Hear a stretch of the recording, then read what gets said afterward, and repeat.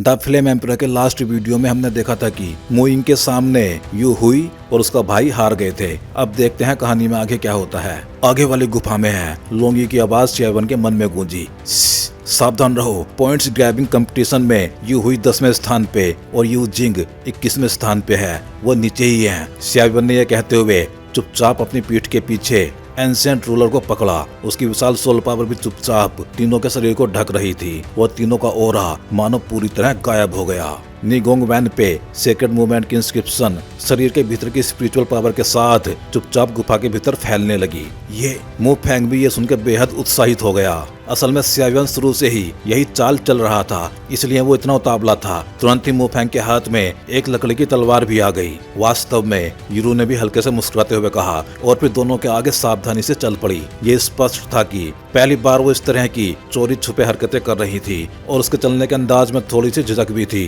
भाई, अब हम क्या करने वाले हैं? गुफा के भीतर यू जिंग ने चारों ओर ये सुनिश्चित कर लेने के बाद कि आसपास कोई नहीं है पूछा। हालांकि दोनों अब कटने को तैयार मांस के टुकड़े की तरह थे, क्योंकि सियावन की विशाल सोल पावर पहले ही यूरू और मु फेंग को लपेट चुकी थी। इसलिए स्वाभाविक रूप से वो अपनी सोल पावर से किसी को भी महसूस नहीं कर सके। ऊपर से वो खुद गंभीर रूप से घायल थे।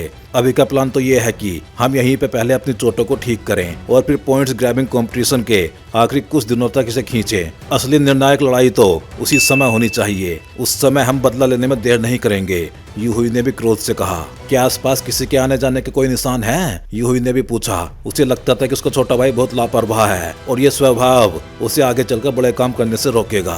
कोई नहीं, यू जिंग ने भी दृढ़ता से कहा। यह सुन के यू हुई ने भी आसपास का ध्यान से निरीक्षण किया और जब उसे वास्तव में कोई असामान्य बात ना मिली तो वो भी वहीं पे बैठ गया। चलो शुरू करें, चोटों को ठीक करने में काफी टाइम लगेगा। ये बोल के यू हुई ने पहले अपनी आंखें बंद कर ली और उसके पूरे शरीर पे हल्की चांदी सी रोशनी उभरने लगी, जो धीरे धीरे उसकी घायल बॉडी को नमी की तरह मरम्मत करने लगी। गुफा में यू हुई और यू जिंग अपनी चोटों को ठीक करने के लिए अपनी पूरी कोशिश कर रहे थे। आखिर स्कोर्स फॉरेस्ट में केवल उनकी अपनी शक्ति ही उनकी रक्षा कर सकती थी। यूरू, तुम और मु फेंग यू जिंग को संभालो, मैं बाकी बच्चे यू हुई को देख लूंगा। चलो शुरू करो। सियावन की आवाज दोनों के दिमाग में गूंज उठी।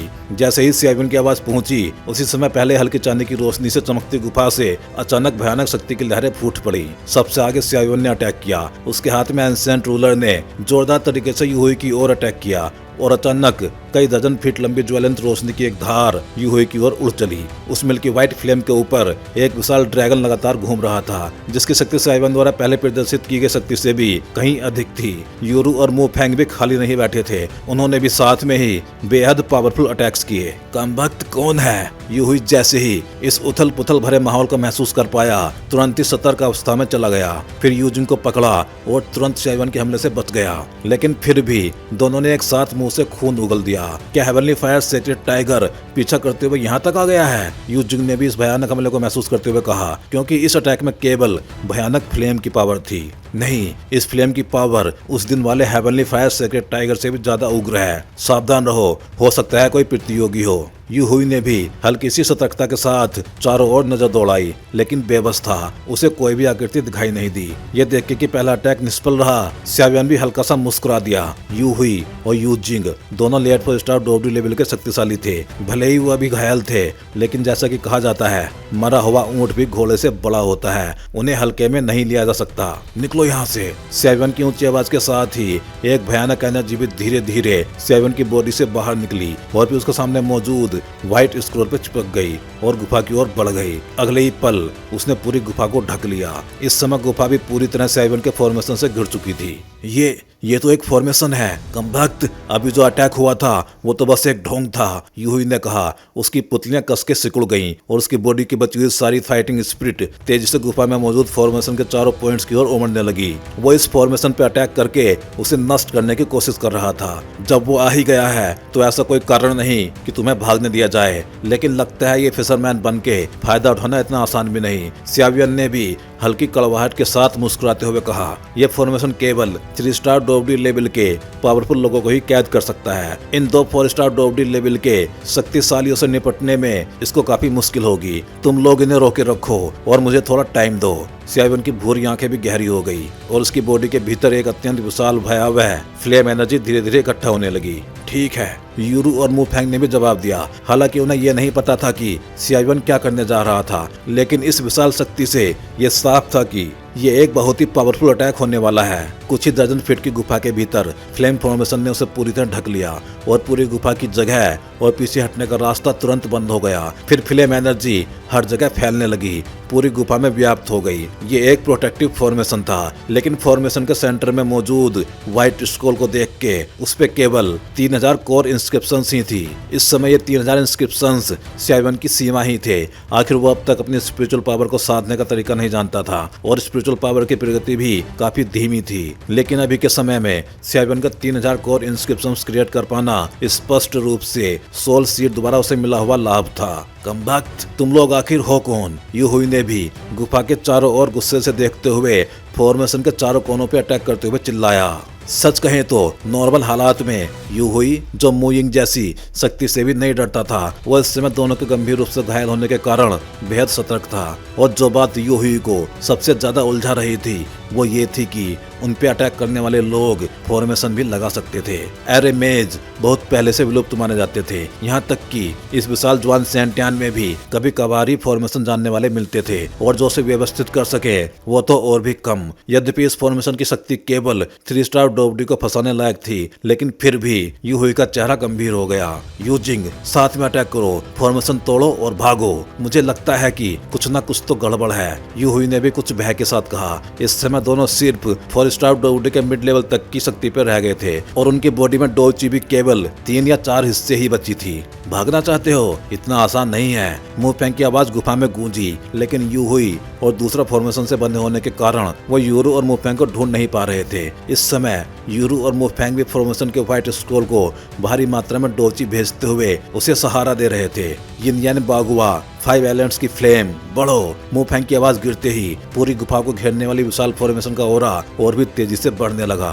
अब ये एक ऐसे लेवल तक पहुंच चुका था जो 4 स्टार डोबडी लेवल के शक्तिशाली को भी फंसा सके। यूहुई ने भी पाया कि हालांकि सामने वाले की शक्ति बुरी नहीं थी, लेकिन उसकी इस तरह चोटिल अवस्था में सामने से टकराने की हिम्मत न होना ये दर्शाता था कि उसकी अपनी शक्ति भी सीमित है। इसलिए यूहुई और यूजिंग के शरीर में बची हुई आखिरी फाइटिंग स्पिरिट भी तेजी से भड़क उठी। सिर्फ 3000 पैटर्न की फॉर्मेशन से तुम मुझे फंसाना चाहते हो? मैं तुम्हें इन कुए के मैंडको को लेट 4 स्टार डोबडी की असली शक्तिशाली की ताकत दिखाता हूँ। ये कहते ही यूहुई और यूजिंग दोनों के शरीर पर सिल्वर लाइट छा गई। हालांकि उनमें स्टेमिना की कमी थी, लेकिन उनका ओरा फिर भी तेजी से बढ़ के लेट 4 स्टार डोबडी के भयानक लेवल की ओर लौटने लगा। और फिर दोनों के पावरफुल फिंगर और पाम अटैक होते हैं। जैसे यूहुई और यूजिंग की भयानक शक्ति से भरी हुई उंगलियों के निशान और हथेली के अटैक गुफा की फॉर्मेशन पे लगे, फॉर्मेशन चकनाचूर हो गया। और फॉर्मेशन के टूटने के झटके से यूरू और मुफेंग ने भी मुंह से ब्लड उगल दिया।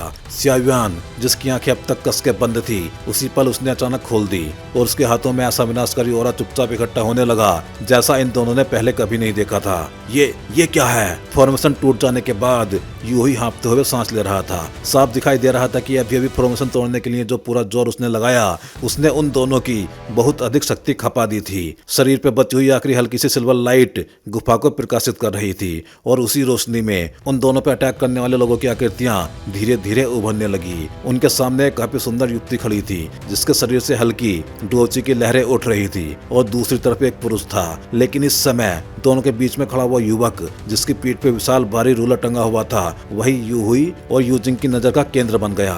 यूं कहना कि उनकी नजर उस भारी रूलर वाले युवक पे पड़ी पूरी बात नहीं होगी। असल में सियावन के हाथों में पकड़े हुए फ्लेम से बना सुंदर लोटस ही वो वस्तु था जिसपे उनकी निगाहें जड़ हो गई। उस नाजुक से फायर लोटस पे एक छोटा सा फ्लेम ड्रैगन लगातार तैर तैर के घूम रहा था। इसी पल यूहुई और यूजिंग दोनों की पुतलियां तेजी से सिकुड़ गईं। दोनों को उस फ्लेम लोटस से एक ऐसी वेव महसूस हुई जिसमें एनिहिलेशन की शक्ति छिपी थी। ये कुछ सही नहीं लग रहा, यूहुई चिल्लाया। जैसे ही उसे एहसास हुआ कि फ्लेम लोटस की शक्ति को रोका नहीं जा सकता और वो भागने की सोच ही रहा था, उसी पल सियावन भी हरकत में आ गया। जब तुम खुद चलकर आ गए हो तो तुम्हें जाने देने का कोई कारण नहीं है। Lotus of nirvana. स्यावियन की ऊंची आवाज के साथ ही उसके हाथ में पकड़ा हुआ 22 रंगों वाला छोटा सा फ्लेम लोटस लाइट की स्पीड से यू हुई और यूजिंग की ओर उड़ चला। जहां जहां से वो फ्लेम लोटस गुजर रहा था वहां की जगह मानो उसकी भयानक शक्ति और टेम्परेचर को सहन नहीं कर पा रही थी। पूरा आसमान हल्के हल्के से कांप रहा था, जैसे किसी भी पल चटक कर टूट जाएगा। फ्लेम लोटस की स्पीड बहुत तेज थी। अगले ही पल वो दोनों के सामने जा पहुंचा और सीधा उन पर टूट पड़ा। फ्लेम लोटस के चारों ओर फैली विशाल डोची एक विशाल फ्लेम ड्रैगन में बदल गई और वह भयानक लोटस ऑफ निर्वाणा उसी ड्रैगन के पेट में समा गया। हेवन और अर्थ की विनाशकारी शक्ति से भरा वह विध्वंसकारी लोटस पल भर में ही उन दोनों को पूरी तरह अपने भीतर निगल गया और अगले ही पल उसकी प्रचंड शक्ति विस्फोट की तरह फट पड़ी। फ्लेम्स के आर पार ऐसा लगा था कि पहले अलग अलग खड़े दोनों व्यक्ति अचानक एक साथ आ खड़े हुए हों, परंतु इस अवस्था में भी वो इस लोटस ऑफ निर्वाणा की शक्ति का सामना करने में बिल्कुल असमर्थ थे। अगर वे अपने पीक में होते तो शायद वो अभी भी प्रतिरोध की कुछ शक्ति रखते, लेकिन अब उनका अंत तो अंधेरे में डूब जाने से ही होना था। लोटस ऑफ निर्वाणा जैसी इस फ्लेम लोटस की विध्वंसकारी शक्ति ने पल भर में ही पूरी गुफा को समतल कर दिया। लड़ाई से उत्पन्न भीषण हलचल चारों ओर दूर तक फैल गई। यूहुई और यूजिंग दोनों सचमुच जीवित बचे हैं या नहीं ये कहना भी कठिन था। स्यावियन ने फॉर्मेशन टूटते ही लोटस ऑफ निर्वाणा से सीधे यूहुई पे अटैक किया था ताकि सबसे अधिक विनाशकारी प्रभाव प्राप्त हो सके, लेकिन फॉर्मेशन के टूटने पे फॉर्मेशन मास्टर होने के नाते स्यावियन स्वयं भी चोटिल हुए बिना नहीं रहा। आखिर फॉर्मेशन मास्टर द्वारा रची गई फॉर्मेशन उसकी अपनी स्पिरिचुअल पावर और लाइफ इंस्क्रिप्शन से सीधे जुड़ी होती है। इसके अलावा लोटस ऑफ निर्वाणा को फ्यूज करने के लिए जो विशाल शक्ति उसे खर्च करनी पड़ी उससे उसकी बॉडी की अधिकांश शक्ति समाप्त हो गई थी। इस समय स्यावियन के होठों के किनारे पे कई रेड ब्लड लाइंस साफ दिखाई दे रही थी। स्यावियन तुम ठीक तो हो ना? यूरू तेजी से आगे बढ़ी और स्यावियन को सहारा देते हुए अपनी जेट जैसी हथेली में जड़े हुए रिंग से कई कीमती पिल्स निकाल लाई। बस बस काफी हैं, तुम मुझे खिलाते खिलाते मार ही डालोगी क्या? स्यावियन जोर जोर से खांसते हुए बोला।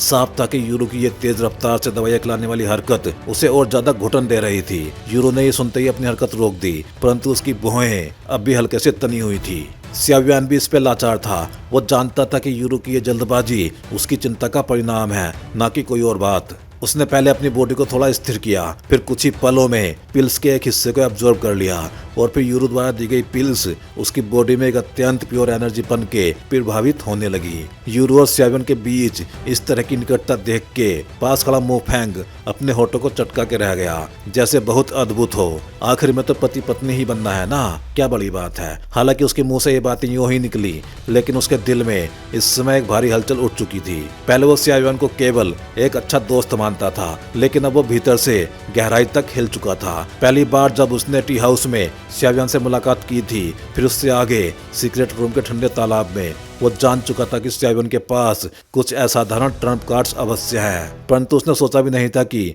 स्यावियन में वास्तव में लेट 4 स्टार डोवडी लेवल के व्यक्ति को मार डालने की क्षमता होगी। ये तो पता था कि स्यावियन की अपनी शक्ति इस समय केवल 3 स्टार डोवडी के पीक लेवल तक ही पहुंची है। दूसरी ओर वो दोनों सचमुच 4 स्टार डोवडी के लास्ट स्टेज के प्रबल योद्धा थे।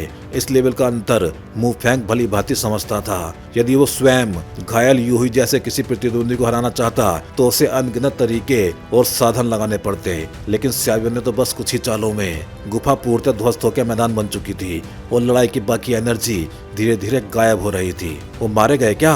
मोफेंग सबसे पहले बोल उठा, क्योंकि उसने पहले ही महसूस कर लिया था कि यूहुई और यूजिंग का ऑरा पूरी तरह गायब हो चुका है। लेट 4 स्टार डोवडी लेवल का योद्धा, पॉइंट्स ग्रैबिंग कंपटीशन में 10वां स्थान। अगर वो इस तरह चुपचाप मर गया हो तो ये नाम तो कई वर्षों तक लोगों की हंसी का पात्र बनेगा, है ना? तो क्या सचमुच ऐसा ही हुआ? यूहुई? स्यावियन ने थोड़ा सा सांस संतुलित किया, फिर हल्की आवाज में सुनने की ओर देखते हुए बोला। तभी कुछ तेज खांसी की आवाजें गूंजी और अगले ही पल यूहुई की आकृति धीरे धीरे तीनों के सामने प्रकट हो गई। उसका शरीर पूरा घावों से पट चुका था, जैसे पूरा इंसान खून से रंगी पट्टियों में लिपटा हो। उसकी एक हथेली छाती के सामने कस के जकड़ी हुई थी, मानो वो किसी वस्तु को पकड़कर उसे बचाने की कोशिश कर रहा हो। दुष्ट लड़के, जब मेरी चोटें ठीक हो जाएंगी मैं तुम्हें किसी भी हालत में नहीं छोड़ूंगा। यूहुई की आवाज अत्यंत कमजोर थी। इस समय वो बिल्कुल अंतिम सांसों पे टिका हुआ था। अभी अगर कोई भी नॉर्मल प्रतियोगी सामने आ जाता तो उसे मार देना उसके लिए कठिन नहीं होता।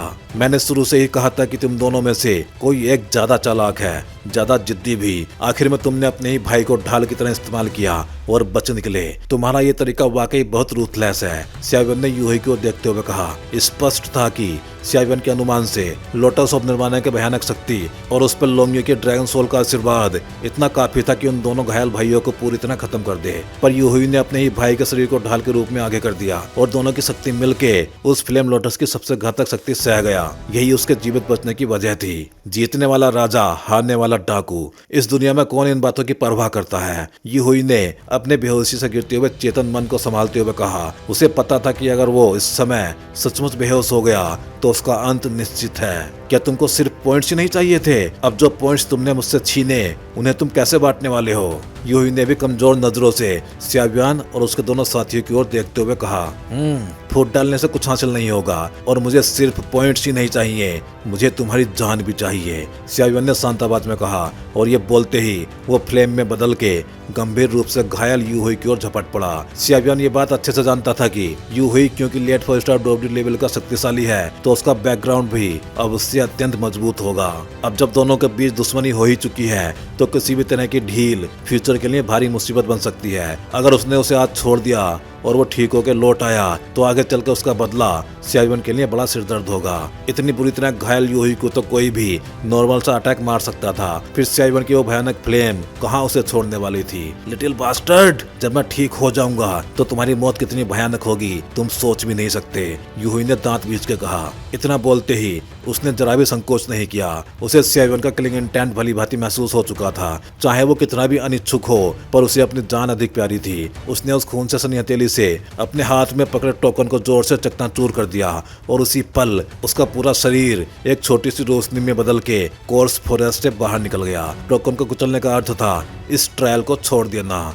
डैम इट, तो ये पॉइंट्स का क्या होगा? स्यावन का असली एम यूही को सिर्फ मारना ही नहीं बल्कि उससे पॉइंट्स हासिल करना भी था। अब जब वो अपने लक्ष्य में सफल हो चुका था लेकिन यूही के अचानक टोकन कुचल के भाग निकलने से वो पल भर के लिए स्तब्ध रह गया और फिर जोर से चीख उठा। लड़ाई को अब समाप्त मान लिया जा सकता था। स्यावन के इस भीषण अटैक के बाद घायल यूही इस इन्फर्नल कोर्स फॉरेस्ट से भाग गया था। यद्यपि स्यावन यूही को जान से मार देना चाहता था लेकिन इस कंपटीशन के टोकन की मिस्टीरियस पावर जो केवल एक झटके से व्यक्ति को ट्रायल से बाहर भेज सकती थी उसके सामने वो भी बेबस था। उसकी ऐसी की तैसी, ये लोग मरते मरते भाग गए, अब इन पॉइंट्स का क्या होगा? ये समझते ही स्यावन झल्ला उठा क्योंकि जब टोकन कुचल दिया जाता है तो उस पे अंकित पॉइंट्स का क्या होता है? ये वही पॉइंट्स थे जिन्हें हासिल करने के लिए उसने इतनी कठिन लड़ाई लड़ी थी। स्यावन को 9 सुपर सेक्ट्स और इस ट्रायल की रैंकिंग से उतना मतलब नहीं था। उसके लिए सबसे महत्वपूर्ण बात यह थी कि सिर्फ टॉप 10 ही जुआन लिंग रॉयल फैमिली तक पहुंचने की पात्रता रखते थे और वहीं पर उस होली फ्लेम से संबंधित जानकारी थी। चाहे मात्र एक पल की संभावना ही क्यों ना हो उसे भी छोड़ा नहीं जा सकता था। आखिर होली फ्लेम कितनी रेयर चीज है ये सबको पता था। अगर पॉइंट्स गायब हो गए तो स्याव्यान अत्यंत निराश हो जाता। पॉइंट्स अब तो हमारे हाथों में हैं। यूरो के सुंदर होठ हल्के से हिले और उसने आश्चर्य से कहा क्योंकि ठीक उसी पल जब स्याव्यान के अटैक से यूजिंग मारा गया और यूही भाग निकला कुछ रेज उनके टोकन की ओर उड़ाई थी। ओह, ये सुनकर स्याव्यान ने भी तुरंत अपना टोकन निकाला और ये देख कर स्तब्ध रह गया कि उस पर लिखी संख्या जो पहले 500 थी अब सीधे बढ़ के 25,000 हो चुकी थी और स्याव्यान के हाथ में पकड़े टोकन पे एक अत्यंत स्पष्ट 10 धीरे धीरे उभर आया था। वो सीधा इस ट्रायल में 10वें स्थान पे पहुंच चुका था। निश्चित ही ऐसा ही होना था। स्याव्यान ने भी मुस्कुरा के कहा, आखिरकार इतनी दुस्साहसी हरकत करने की हिम्मत सिर्फ उसी में थी। वास्तव में हमें बहुत बड़ा लाभ मिला है। मुफैंग भी खिलखिला के हंसा क्योंकि भले ही उसके टोकन पे पॉइंट्स स्याव्यान के पॉइंट्स से कम थे लेकिन फिर भी अब तक वो 13,000 तक पहुंच चुका था। उसकी रैंकिंग भी अचानक उछल के 94th स्थान पर जा पहुंची। इस समय मुफैंग पूरी तरह स्याव्यान से प्रभावित हो चुका था। यदि संभव हो तो वो स्याव्यान को बर्निंग इंसेंस पैवेलियन में अवश्य आमंत्रित करता और फिर आगे की संभावनाएं। मुफैंग ये सोचते हुए हंस पड़ा। यूरो के हाथ में पकड़े टोकन पर भी पॉइंट्स बढ़ के 12,700 हो चुके थे और उसकी रैंकिंग 99th स्थान पर पहुंच चुकी थी। लड़ाई के समाप्त होते ही कोर्स फॉरेस्ट में मौजूद सभी प्रतियोगियों के टोकन्स पे कुछ ध्यान आकर्षित करने वाले शब्द उभर आए। 3 स्टार डोवडी के पीक का योद्धा स्याव्यान अकेले ही घायल लेट 4 स्टार डोवडी यूही से भिड़ा और यूही पराजित। यूही का स्थान लेके 10वें स्थान पे काबिज। 4 स्टार डोवडी के इनिशियल लेवल वाली यूरू और मुफैंग ने यूजिंग से लड़ते हुए उसे पराजित किया। किया। यूरो 99वें स्थान पे, मुफेंग 94वें स्थान पे।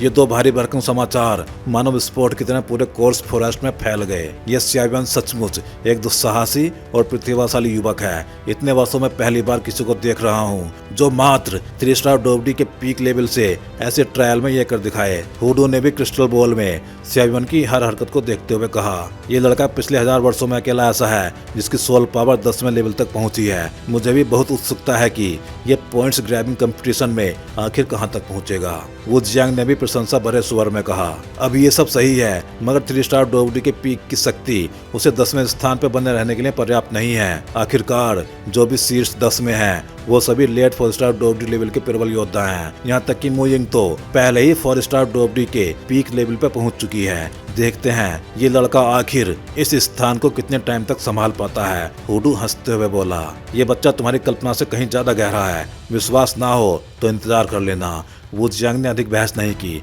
उसे पता था कि यदि वो दोनों बहस पे उतर आए तो ये कई दिन तक चल सकती है। ये 10वां स्थान सचमुच केवल 3 स्टार डोबडी के पीक की शक्ति वाला है? क्या टोकन में कोई गड़बड़ी है? नहीं, टोकन में गड़बड़ी असंभव है। कोर्स फॉरेस्ट के कई स्थानों पे इसी तरह की अलग अलग आवाजें उठने लगी। तो भाई लोग, इस वीडियो में बस इतना ही। चलिए फिर जल्दी ही मिलते हैं अगले वीडियो में।